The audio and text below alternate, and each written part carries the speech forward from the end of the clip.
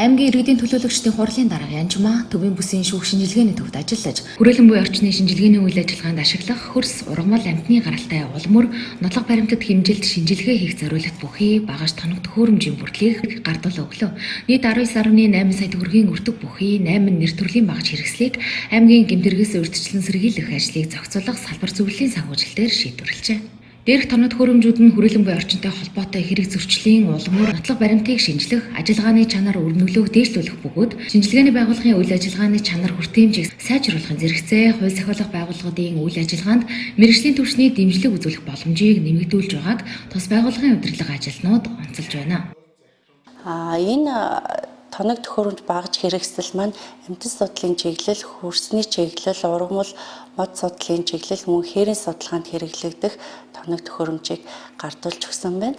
Тус багаж хэрэгслийг хэрэгслээр хүрээлэн буй орчны шинжилгээний маань гүйцэтгэл 2026 онд 50%-аар гүйцэтгэл сайжрахаар харагдаж байна. За Дархан аймгийн гэмтэргээс усан сэргийлэх ажлыг зохицуулах салбар зөвлөлөөс 2025 онд хүрээлэн буй орчны шинжилгээ хийх шаардлагатай техник багаж хэрэгслийг хүлээлгэж өгсөн. За энэ хүү шинжилгээ маань 2025 оноос эхлэн нийт 2025 онд 40 гаруй шинжилгээ хийсэн.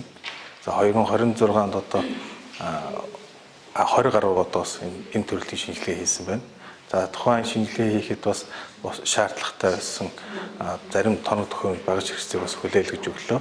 За ингэснээр бол энэ төрлийн шинжилгээг бүрэн дүрэн тал бүрээс нь хийх боломж нөхцөл бүрдлээ.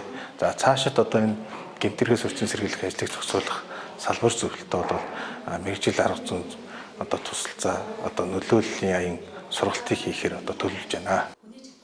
Мөн энэ үеэр аймгийн иргэдийн төлөөлөгчдийн хурлын дарга тус байгууллагын ажилтнуудтай уулзаж, тодорхой төрлийн гэмтэргээс урьдчилан сэргийлэхэд хамтран ажиллах, мэргэжил арга зүйн дэмжлэг үзүүлж ажиллах саналыг дэвшүүллээ. Гэр бүлийн хүчирхийлэл үеийнгийн дээрлэлтийг бууруулах зэрэг ажлуудад чиглэсэн судалгаа хийх, хүүхдэд бага наснаас нь зөв дадал хэвшил олгож, төлөвшүүлэх ажлуудыг хамтран зохион байгуулахаар санал